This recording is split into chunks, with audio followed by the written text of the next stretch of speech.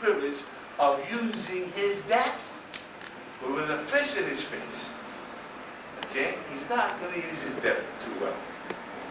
Because is that a check?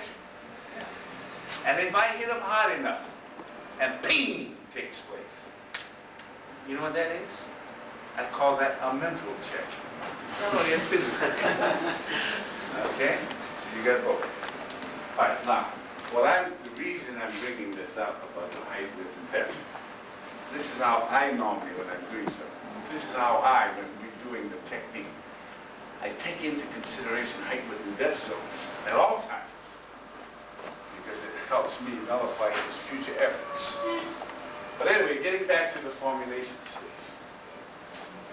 To any given base, no matter what you decide it is, you can prefix it and you can suffix it. But let me show you now what I mean.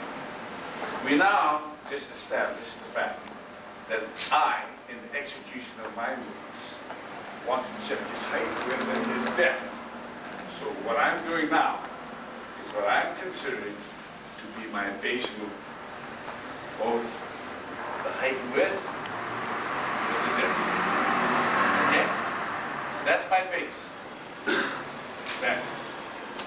That's my base. What did we just say we could do with a base? Whether it's a single move or a combination of moves? What does it mean to prefix? Huh? When you say arrange and pre-arrange, what's pre before the word arrange? Is that a prefix? When you say arrange with an ED? What else next? Hang on, Philip, there's a flash we put on the stage. States of America, to the republic for which it stands. And to your good wife, the traditional Irish welcome of Céad Míle Fáilte. In Irish language that means 100,000 welcomes. As you know, Mr. Parker has just come from Britain. When he's finished here, he goes to Greece. And I think it's a great tribute to the Irish Association and the Irish clubs that he fitted in time to come here and speak to you tonight and to pass on a few hints. Mr. Parker is a 10th degree black belt, which means he is the Senior Master of the Arts. Now, he has done an awful lot to promote Kenpo karate throughout the world. He has done it by teaching the film stars in Hollywood, Pasadena, Beverly Hills. He's the man who taught Elvis Presley. He's the man who introduced Bruce Lee to the films. He has starred in films himself. And by doing so, he has promoted the sport onto the screens, onto the world stage. And now we have the situation where, through his efforts, thousands and thousands of people practice this sport throughout the world. He has also written 5 books entitled Infinite Insights into Kenpo. And I would recommend those to you all. They're on sale here in Dublin. They deal not only with the history of karate, but pass on many of the skills and much of the knowledge that Mr. Parker's earned. Now, I know that time is precious for Mr. Parker, and I know that every moment he can spare you is precious to you. So without further ado, Mr. Ed Parker.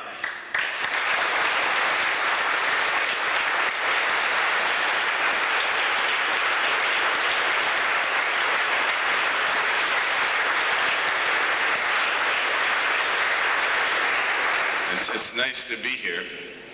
I, however, learned one thing tonight. I'm quite envious of Mr. Clark's wonderful, commanding voice. I only wish I had that on some occasions. However, I think it's important, especially for you little guys, to understand what you're learning is an art that's not to be used aggressively. It's an art to be used to teach you, to train you in terms of you learning to obtain self-confidence, self-esteem, and hopefully with the knowledge that you get and obtaining these facets in life, you'll be able to perhaps go into business one day on your own and have that confidence that you, in effect, can make it happen. I hope that I, in sharing the knowledge I have here tonight, be of some benefit to you. Now, I'm part Portuguese. I just wrote a book in terms of our family genealogy, and I'm going to talk to you about a little joke. And, you know, they ask, why do Portuguese have slanted foreheads? The reason is, when you ask them a question, they do this. And when you give them the answer, they do that. And I hope that I'm going to end up with you having slanted foreheads tonight, because there's a lot in terms of the art. I want you to see that as we go through this, that many of the things I'm going to present to you, you could have thought of it, but you didn't. As we look at a safety pin, we say, wow, I could have thought of that. As we look at a paper clip, oh, I could have thought of that, but we didn't. And that's the purpose of my being here. I'm going to show you that you could have thought of a lot of things, but hoping that by conveying and passing on that knowledge, you'll have more time to work on other things that might be your weaker points. So let's get started. Thank you very much. To you some of the things, some of the experiences we've already had in the past, and show you that these same experiences could be utilized in terms of learning the art. Okay? I asked for this chalkboard for a reason. Eric, can you see this? Can you tell me what this is? What is it? The alphabets or part of the alphabets? Thank you very much. All right, what do I have up there? A, B, C, D, E, F, G. Right now, some of the people who are with me in England, this is all happy. Is that right, Don? This is all happy. Okay, now, if some of you were to learn this portion of the alphabet tonight, and I was to have you repeat it, A.